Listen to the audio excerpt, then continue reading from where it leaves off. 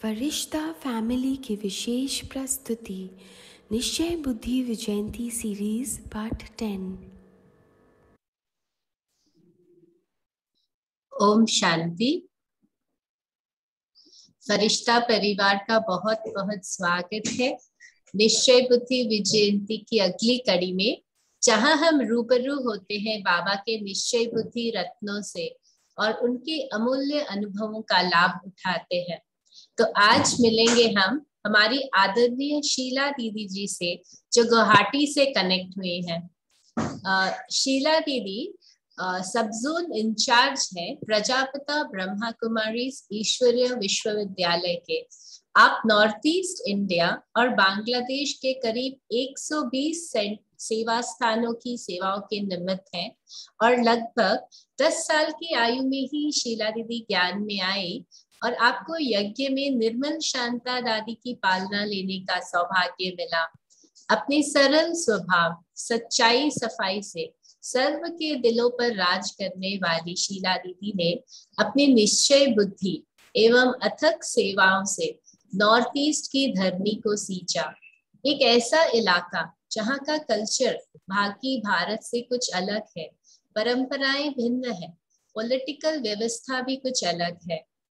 तो north east का सबसे पहला सेवा केंद्र शुरू हुआ तेजपुर में और फिर गुवाहाटी, शिलोंग, मणिपुर, अरुणाचल जैसे कई स्थानों पर सेवा का विस्तार हुआ। यहाँ तक कि बांग्लादेश में भी सेवाएं दी और वहाँ का पहला सेंटर ढाका में खोलने के निमित्त रही। शीला दीदी जी से ये थोड़ा ब्रीफ इंट्रोडक्शन है, तो चलिए अब मिलते हैं हमारी प्रिय और आदरणीय शीला दीदी जी से। बहुत बहुत स्वागत है दीदी जी आपका GK2 के इस फरिश्ता परिवार में। दीदी जी आवाज आ रहा है आपको?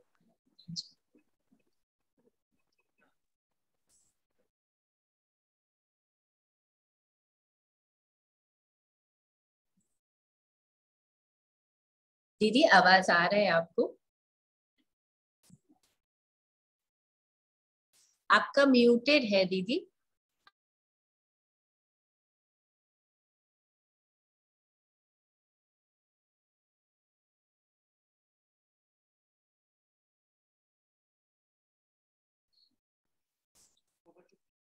ओम शांति। ओम शांति। ओम शांति। हाँ दीदी, हम आपसे सबसे पहले बहुत बहुत स्वागत है आपका हमारे इस फरिश्ता परिवार में, और हम अपने प्रश्नों का सिलसिला शुरू करते हैं। जिसका साथी है भगवान, उसे क्या रोकेगा आंधी और तूफान। आपने अपने लौकिक लाइफ में बहुत सारी परीक्षाएं दी है, अनेक तूफानों को पार कर 1968 में आपने अपना जीवन ईश्वरीय सेवाओं में समर्पित किया। तो हम सबको आप प्लीज बताएं कि निश्चय के बल से कैसे आपने उन तूफानों को क्रॉस किया, कैसे तूफानों को तोहफा बनाया। प्लीज शेयर करें दीदी। ऐसा है कि जब तक निश्चय नहीं हो तो कुछ भी नहीं कर सकते। ये तो सच बात है। जीवन के अंदर संघर्ष के बिना कोई भी आगे नहीं बढ़े, और संघर्ष तभी कर सकता है जब उसे कुछ शक्ति मिलती, और शक्ति दाता एक ही शिव बाबा है। जीवन के अंदर बहुत सारी परीक्षाएं आई हैं, क्योंकि मेरा जन्म एक मारवाड़ी समाज में हुआ है, और आप जानते हैं कि मारवाड़ी समाज के अंदर पहले जमाने में बहुत सारी बातें आती थी, और जब कन्या बड़ी थोड़ी हो जाए 12-13 वर्ष की, तब से ही लेकर उनके जीवन के अंदर बहुत सारे विघ्न, बाधाएं तो आती हैं। जैसा कि बाबा ने आज कहा, शादी की बात, शादी के लिए बहुत विचित्र बातें आती, पर जैसा कि आपने अभी कहा, जिसका साथी है भगवान, उसको क्या रोकेगा आंधी और तूफान। तो मेरे जीवन के अंदर इस तरह माँ बाप ने हमारे को खाना नहीं दिया, 8 दिन तक हमारे को ताले में बंद किया, लाठियों से मारा भी। परंतु मेरे को यही निश्चय था कि मैं तो उस बाबा की बनना है। जीवन में लक्ष्य लिया था कि मुझे सेवा करनी है, मानव सेवा करनी। अब मानव सेवा क्या है वो तो पता नहीं था, पर जब हम बाबा के ज्ञान में आए, परिचय मिला कि मानव सेवा, सच्ची सेवा क्या है। सच्ची सेवा का आधार वो है बाबा। उसने हमें सेवा का तरीका सिखाया है कि सेवा कैसे कर सकते हो, सेवा क्या है। ऊपर से दिखाने की सेवा नहीं कि मैं सेवा कर रही हूँ, लेकिन सबसे बड़ी सेवा बाबा ने कहा स्व सेवा। जब हम स्व की सेवा अच्छी करते हैं, स्व की सेवा का मतलब है स्वयं पर ध्यान। स्वयं पर अगर हमारा अच्छी तरह ध्यान होता है तो हम सबकी सेवा कर सकते हैं। तो मैंने देखा कि बाबा के ऊपर अगर हमारा संपूर्ण निश्चय है तो जितने भी बंधन आए, जितने भी तूफान आए, बहुत तूफान आए, लौकिक से तो बहुत आए, अलौकिक से भी आते हैं, पर एक बल, एक भरोसा, एक का सहारा, एक में निश्चय, वही हमें आगे बढ़ा लेता है। ये मेरे जीवन का अपना अनुभव है कि किस तरह अगर ताला में बंद भी किया, पर हम कैसे ताला खोल करके भी चले गए। हम ऐसे चले गए, लेकिन सेंटर वाली बहनों ने मुझे रखा नहीं, बोला नहीं तुम जाओ, कुछ भी नहीं होगा। आपको मैं क्या वंडरफुल बात बताऊं, मैं ताला खोल के चली गई, पर उनको मालूम नहीं पड़ा कि मैं गई थी। ये है बाबा की कमाल। बाबा ने जैसे कि उनकी बुद्धि को ऐसा बंद कर दिया था कि मैं गई नहीं थी, मैं यही थी। जबकि मैं पूरी क्लास करके, बोली सुन करके, जैसे मेरा जो नियम था वो मैं करके अपने आ गई, पर उन्हें मालूम नहीं पड़ा कि तुम गई भी थी। इस तरह से 8 दिन तक मुझे उन्होंने खाना नहीं दिया, पर बाबा तो मदद करता ही है ना। बाबा ने गारंटी ली है कि मैं बच्चों को कभी भूखा नहीं रखूंगा, भूखा नहीं रखूंगा। तो जब हम सेंटर पर आते थे तो हमारी बहनें, शांता दीदी जी, वो हमारे लिए सवेरे सवेरे भोजन बना देती थी, और हम सवेरे सवेरे भोजन खा के दिन भर के लिए फिक्स हो जाते थे। और दिन भर तो एक बार सवेरे अगर खा लिया तो बाबा की याद में दिन भर तो पानी पी करके भी इंसान रह सकता है। इस तरह बाबा की मुझे इतनी मदद मिली कि मैंने हर बंधन को सहज रीति से पार कर लिया। बस एक ही निश्चय था कि जो कुछ भी हो जाए, मुझे अब मानव सेवा करनी है, जो बाबा ने सिखाया है हम सबको, वो सेवा मुझे करनी ही है। किसी भी तरह से बंधन आए, पर एक लगन हो जगह जुट जाती है। कहते हैं जहाँ लगन है वहाँ रास्ता अपने आप क्लियर हो जाता है। लगन जहाँ होती है उसको विघ्न कोई भी रोक नहीं सकता है। ऐसा मेरा अपना निजी अनुभव है, और उस अनुभव के आधार से आज भी मैं आगे बढ़ रही हूँ। लौकिक में तो बंधन बहुत आया, और जब हम सेवा स्थल में आए शुरू में, तो हमारे पिताजी, हमारे दादाजी जो भी थे, उनको ये था कि हम कभी भी इनको जाने नहीं देंगे किसी भी तरह से। तो जब मेरी शादी की तैयारी हुई, पूरा काम हो गया, लेकिन बाबा को शायद मेरे से बहुत सेवा करानी थी। तो विचित्र बात, इस सबके समाज के बीच में मेरे अंदर बाबा ने इतनी शक्ति भरी कि जो कुछ मुझे बोलना नहीं था वह मैंने बोल डाला। तो आप जानते हैं, ऐसे बीच के अंदर अगर कोई समाज के अंदर बोल दे तो कैसा होगा। पर मदद किसकी मिली, ये नहीं सोचा कि लोग क्या कहेंगे, समाज क्या कहेगा, इज्जत का सवाल है। पर एक बाबा बाबा बाबा मेरे दिल में बस गया। मुझे बाबा के सिवा कोई याद नहीं करना है, बाबा के सिवाय मुझे कहीं नहीं जाना है, मैं वही सेवा करूंगी चाहे कितने भी तूफान आए। अगर मुझे जाने नहीं देंगे, सेंटर पर रहने नहीं देंगे, कोई बात नहीं, मैं बर्तन मांज करके किसी के घर में नौकर बन करके भी मैं करूंगी, लेकिन मैं पवित्र जीवन जरूर बिताऊंगी, मैं पवित्र जीवन जरूर बिताऊंगी, कुछ भी हो जाए, कुछ भी हो जाए। इस तरह से मैंने उस बंधनों को पार किया और पार करके आज बाबा के घर में मुझे सेवा का मौका मिला है। तो बहुत खुशी होती है मुझे कि बाबा कैसे पार लगाता है। जीवन नैया का खेवैया तो वही है ना, जीवन नैया का खेवैया वही है। और खेवैया की जिसने हाथ पकड़ लिया, जिसने डोरी उसको दे दी है, बुद्धि की डोरी, उसको कोई हिला नहीं सकता है। जैसा कि आज हम सब ने स्लोगन में भी सुना, कितनी भी हलचल आएगी पर हम कैसे रहेंगे, अंगद के समान अचल अटोल बन के रह सकते। तो हमारे पांव हिलने नहीं चाहिए किसी भी तरह से, कुछ भी हो जाए। बाबा में अगर हमारा संपूर्ण निश्चय है, बाबा में, तो जरूर हम पास हो जाएंगे। दूसरा निश्चय हमारा होता है इसमें, इस परिवार के अंदर, तो जैसे कि आपने अभी बताया फरिश्ता परिवार, तो ये फरिश्ता परिवार जो ब्राह्मण परिवार है, ऐसा परिवार और कहीं नहीं मिलेगा। आपने गीत भी सुना होगा, कहाँ मिलेगा ऐसा बाबा, सतयुग में तेरा प्यार।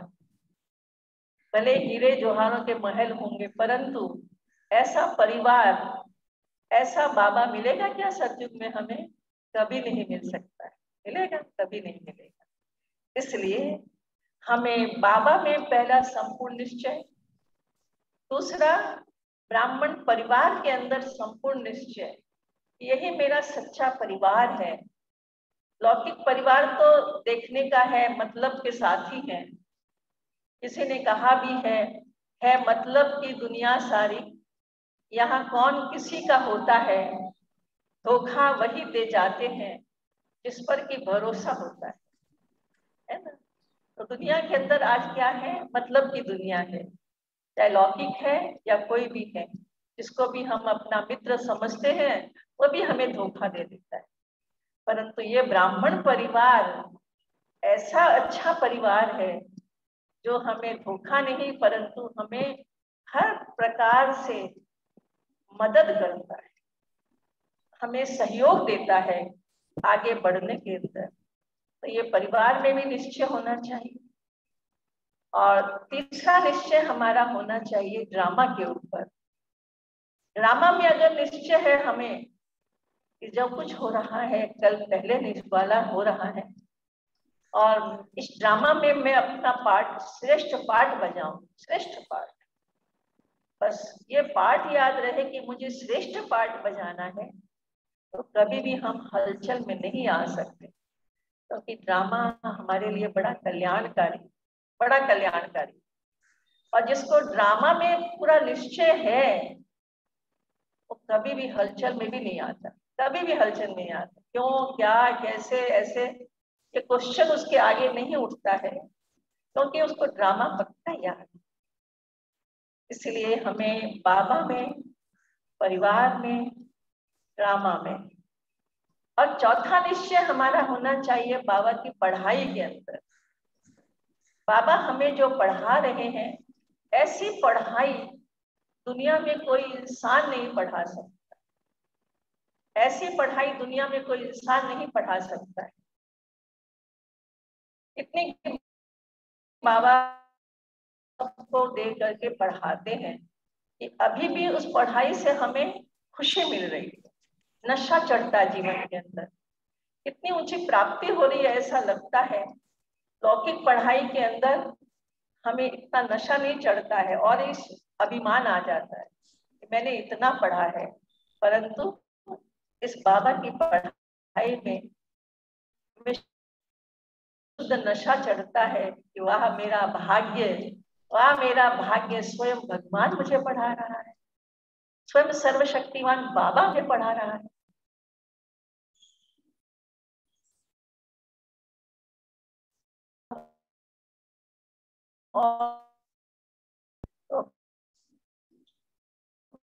और भी कोई क्वेश्चन है तो पूछ सकते हैं। हाँ दीदी, आपने कहा बाबा में निश्चय, परिवार में निश्चय, ड्रामा में निश्चय और पढ़ाई पे भी निश्चय। जब दीदी आप ज्ञान में आए थे तब आपकी आयु बहुत छोटी थी, तो जैसे शिव बाबा की प्रवेशता ब्रह्मा बाबा में होती है और बाप दादा की पदरामंडी गुलजार दादी में होती है, इसका निश्चय आपको कैसे बैठा? क्योंकि आपकी आयु भी बहुत छोटी थी। क्या आपके कोई विशेष अनुभव रहे उस समय के जिससे आपका ये निश्चय पक्का हुआ? हाँ जी, ऐसा है।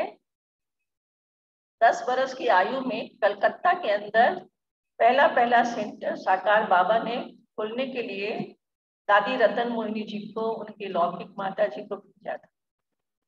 तब पहला परिवार निश्चय जब हुआ, उसमें बैनर में लिखा था ब्रह्मा कुमारियों का प्रवचन। उस समय ये तो चित्र वगैरह सब कुछ नहीं होते थे, ब्रह्मा कुमारियों का प्रवचन।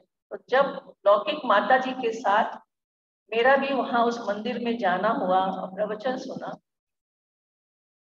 तो पहले प्रवचन के अंदर ही मुझे आभास हुआ कि ऐसा प्यार, ऐसा स्नेह तो कोई नहीं देता है। भले लौकिक माँ बाप हैं, सब कुछ प्यार मिलता है, परंतु जो दादी के द्वारा जो ज्ञान सुना वो ऐसा लगा, ऐसा कोई नहीं कहता है। इतना प्यार से बोलते हैं, इतना प्यार से बोलते हैं। तो मेरा खिंचाव होता चला गया। इसके बाद लगभग साल भर भी नहीं हुआ था तो कलकत्ते में मातेश्वरी जी का आना हुआ और मेरा परम सौभाग्य रहा कि मैं स्कूल में पढ़ती थी और मातेश्वरी जी धर्मशाला में रुकी हुई थी और धर्मशाला में रोज थोड़ी सी माताएं होती थी। माताओं ने मिलकर ही मातेश्वरी जी को बुलाया था कलकत्ते में। तो रोज मातेश्वरी शाम को 4 बजे क्लास कराती थी माताओं का एक कमरे में बैठकर। तो मम्मा का इतना मुझे आकर्षण होता था, मैं रोज जाती थी, रोज स्कूल से जाती और पर्दा उठा के झांकती थी। तो मम्मा मुझे बड़े प्यार से बुलाती थी, बच्ची आओ आओ आओ, और मैं झट मम्मा की गोदी में जाके बैठ जाती थी। मम्मा मुझे निहारती रहती थी, देखती रहती थी और सिर पर हाथ फेरती रहती थी। इसके बाद मम्मा मुझे टोली खिलाती थी। मुझे नहीं पता था कि मम्मा मेरे भविष्य को जान रही है और भविष्य को जानकर जैसे मुझे दृष्टि दे रही है। इसके बाद मैं मम्मा की सितार सुनती थी। रोज शाम को 6 साढ़े 6 बजे धर्मशाला में स्टेज बनी थी, उस पर मम्मा ओम की ध्वनि करती थी, सितार के द्वारा ओम की ध्वनि निकालती।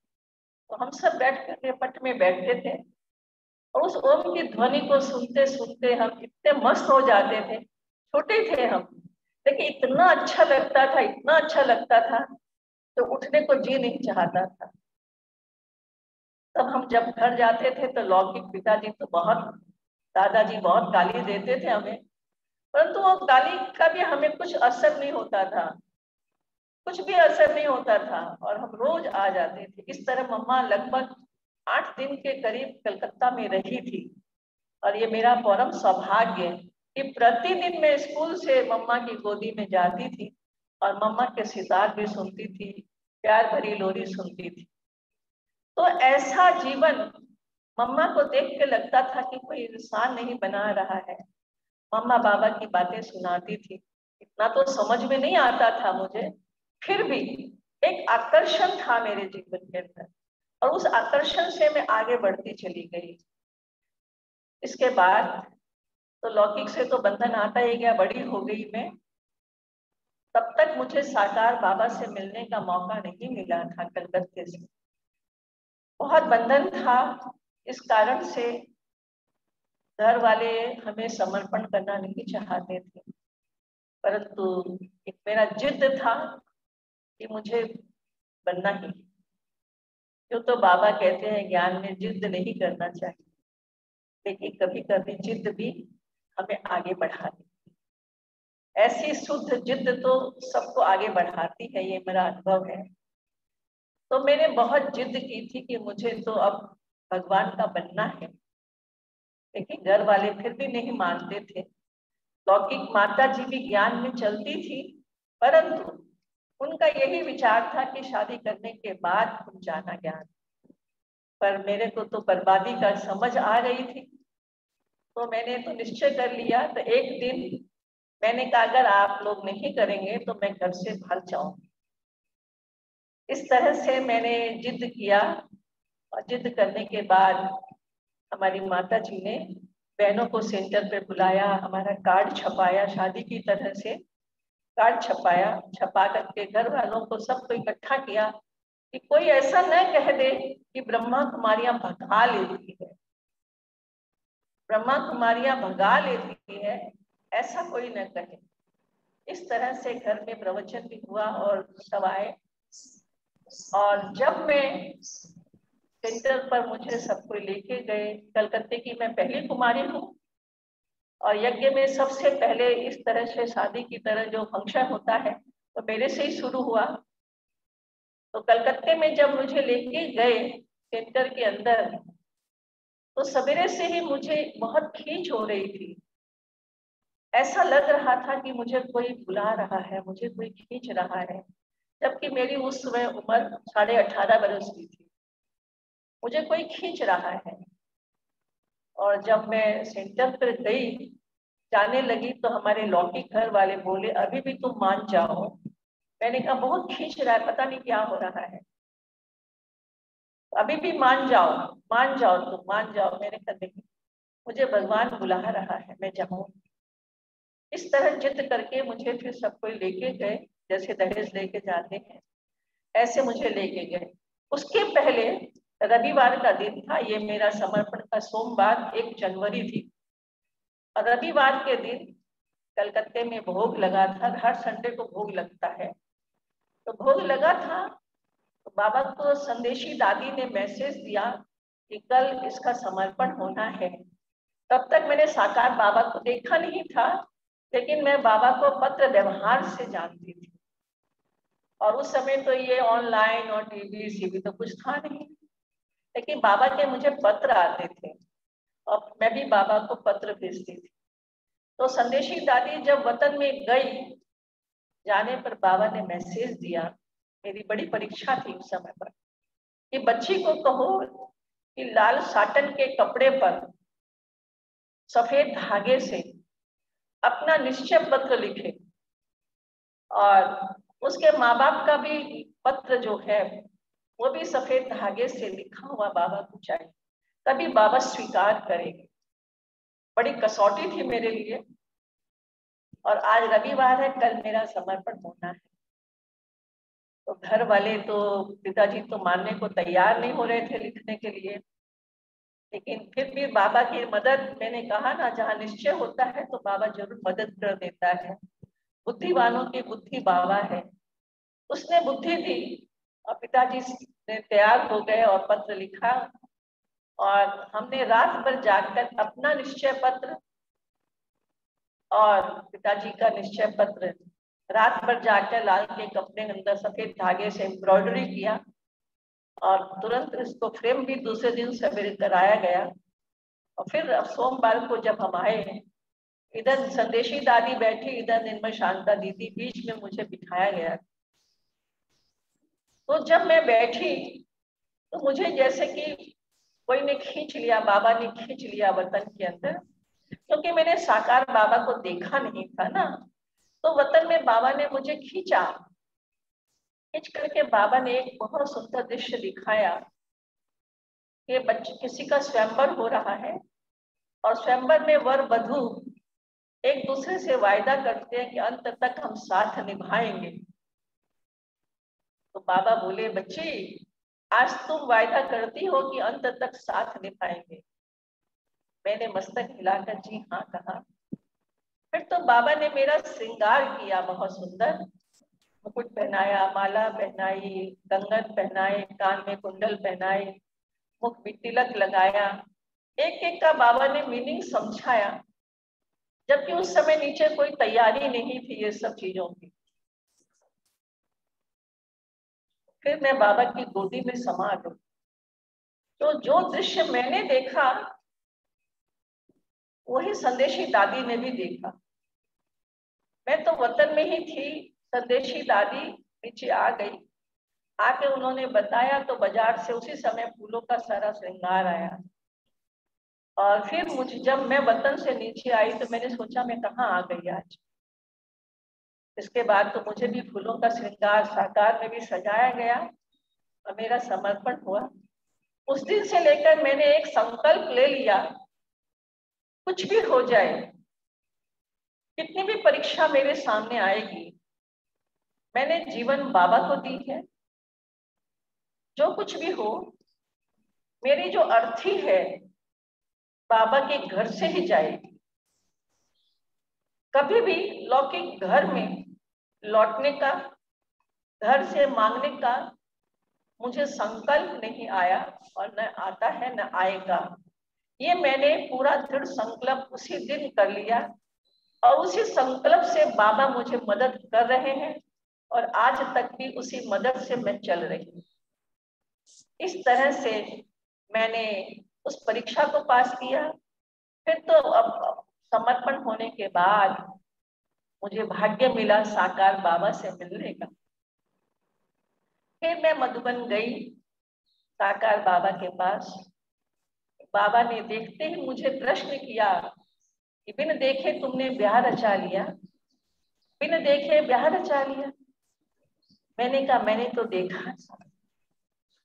है, देखा था। इस तरह से बाबा से बहुत सारी बातें हुई। तो बाबा ने कहा, बच्ची तुम सेवा में जाओ।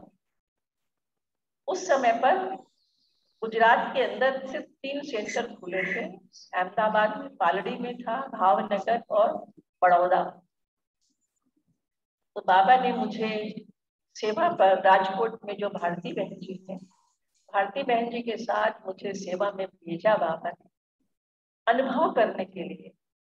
और अनुभव करके फिर मैं बॉम्बे में आई और बॉम्बे में आकर दादी प्रकाश मणि जी से मेरा वहां मिलना हुआ।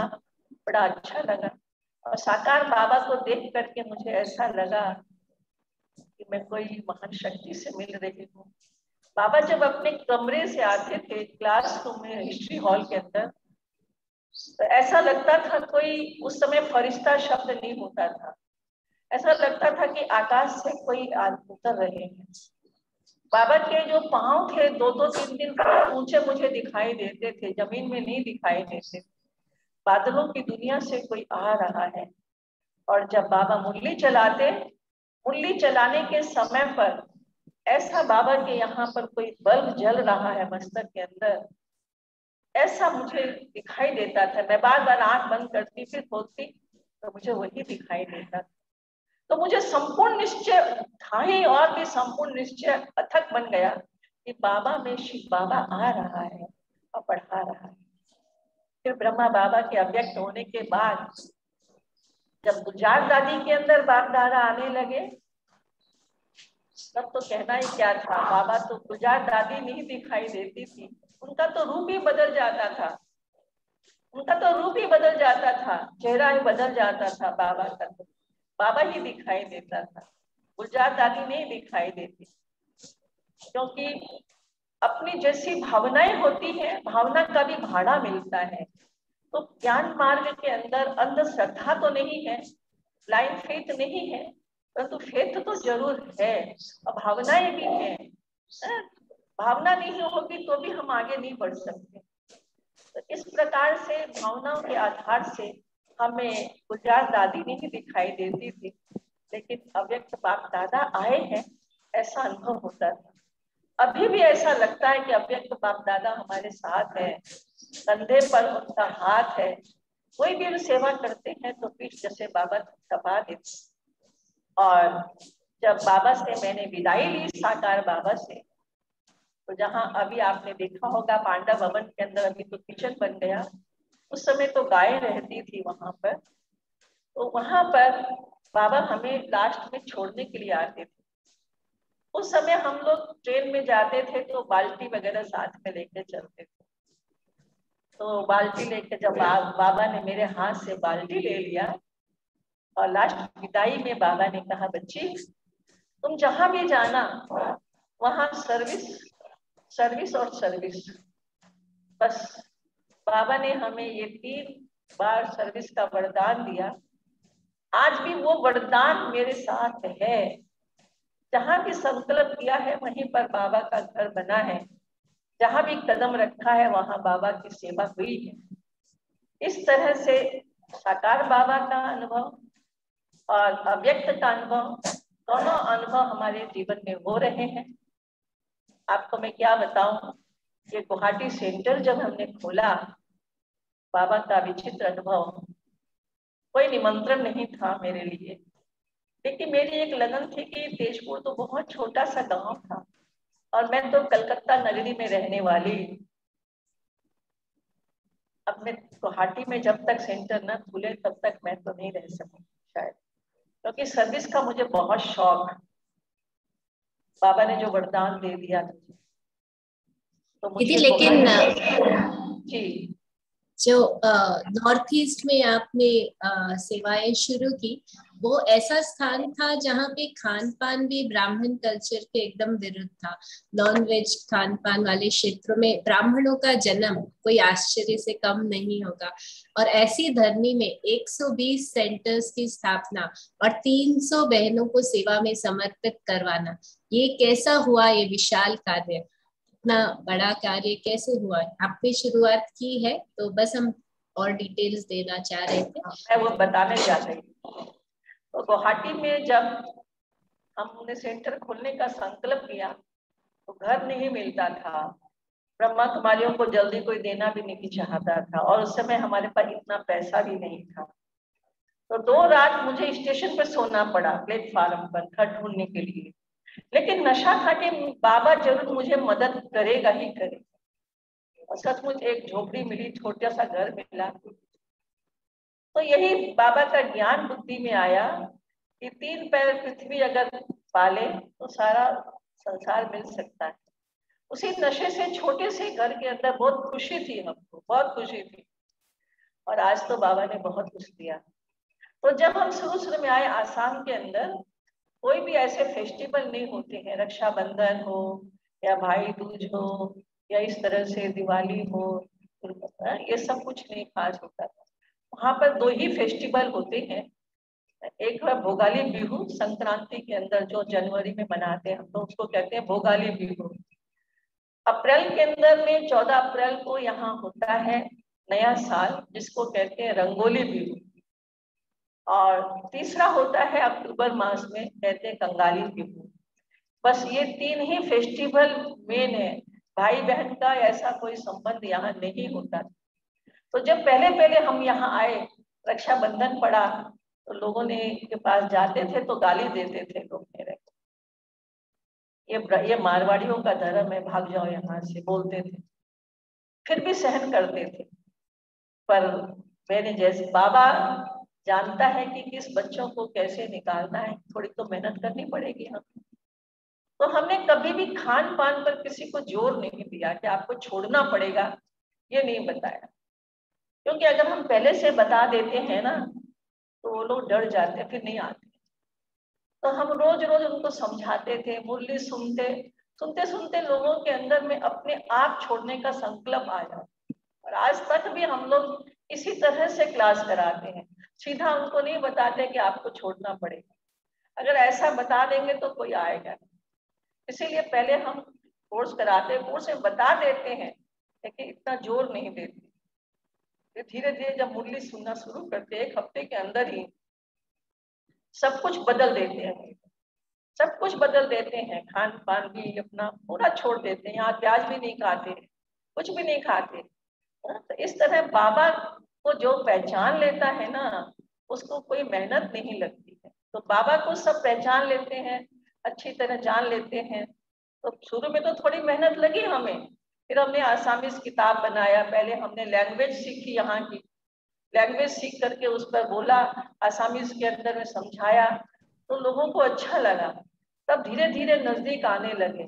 और फिर आसामी कुमारी निकली, पहले पहले उसको पढ़ाई करती थी, लेकिन उसको अपने साथ रखा हमने, करते करते अच्छे परिवार की, नामी परिवार की लड़की थी, तो अच्छे तरह करते करते आज उन लोगों ने सब छोड़ दिया, क्योंकि नॉर्थ ईस्ट पूरा ही नॉन वेज का है, पूरा ही नॉन वेज का। बांग्लादेश भी पूरा नॉन वेज का है। और जब बांग्लादेश में गए, वो लोग तो हिंदी का नाम नहीं है वहां पर, परंतु कलकत्ते में रहने के कारण मैं बंगाली जानती थी, तो बंगाली थोड़ा थोड़ा बोल बोल के, क्योंकि आसामी जो बंगाली एक जैसा मिलता जुलता है, तो थोड़ा सा गलती भी होती थी, लेकिन टुक टुक करके भी समझाना सीखा। और धीरे धीरे उन भाई बहनों को भी नशा चढ़ा, उन लोगों ने किताबें खरीदी, उन लोगों ने ट्यूशन रखा हिंदी सीखने के लिए बांग्लादेश के अंदर। और इस तरह से अब वहाँ हिंदी में ही मुरली चलती है। जो कोई नहीं समझते तो उनको बांग्ला में बता देते हैं, लेकिन हिंदी मुरली चलती है वहां पर। तो बाबा का जिसको बनना है, कहा ना ड्रामा में जिसका पार्ट होगा, वो जरूर किसी तरह से ही बन जाएगा। तो पूरा ही नॉर्थ ईस्ट आप जान लीजिए, क्या नहीं खाते, नागालैंड के तो कुत्ता भी खाते हैं, सांप भी खाते हैं, ऐसे लोग हैं। परंतु जब ज्ञान समझ में आ जाता है, बाबा को पहचान लेते हैं, तो कोई मुश्किलात नहीं। इसलिए हमें अभी कोई मेहनत नहीं लगती है, बाबा स्वयं ही करा रहा है। बुद्धिमानों की बुद्धि है भगवान, तो बाबा स्वयं ही कराता है, इसलिए कोई मेहनत नहीं।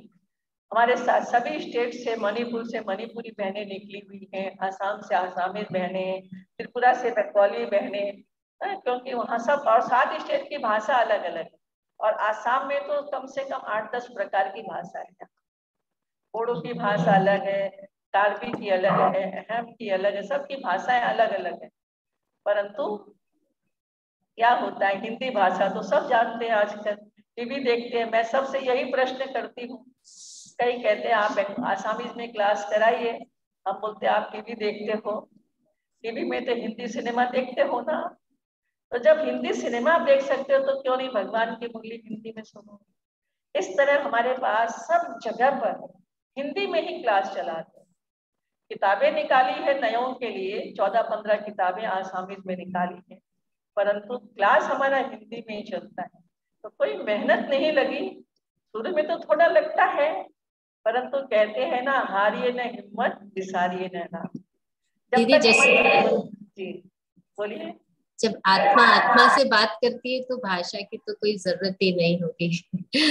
तो दीदी अभी हम थोड़ा समय की शॉर्टेज में चल रहे हैं, तो आप हमारे भाई बहनों को अभी और भी बहुत अनुभव सुनने हैं आपके, तो आपको प्लीज आगे भी हमें टाइम देना होगा, हम इसको कंटिन्यू रखेंगे, क्योंकि आज पूरा हम नहीं कर पाए हैं, है ना। और सभी भाई बहनों को ये जानकर बहुत खुशी भी होगी कि गुवाहाटी में एक नए रिट्रीट सेंटर का कंस्ट्रक्शन भी शुरू हो चुका है। तो दीदी आपकी हाँ जी है ना दीदी, अगली बार आएंगे ना जरूर आप हमारे फरिश्ता फैमिली में।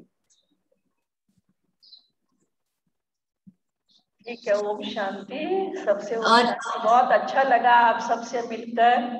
और दीदी संगीता दीदी जी भी थे अभी तक यहाँ पे, लेकिन अभी कोई कार्यवश सेवा में उनको, वो मधुबन गए हुए हैं तो उनको जाना पड़ा, तो वो भी आपसे मिलेंगी, उन्होंने अपनी तरफ से कहा है। ठीक, तो दीदी आपके आने से ना आज हमको बहुत अनुभवों का एक नई ऊर्जा प्राप्त हो गई है मानो, और सेवा के लिए भी बहुत उमंग उत्साह की प्रेरणा मिली है। तो GK2 की फरिश्ता फैमिली की ओर से नॉर्थ ईस्ट के ब्राह्मण परिवार को भी हमारी ढेर सारी शुभकामनाएं और याद प्यार दीजिएगा दीदी। और थैंक यू बाबा हम सबको मिलाने के लिए। और अभी हम दीदी से बाय बाय करते हैं। तुम्हारे साथ का अनुभव बड़ा निराला है।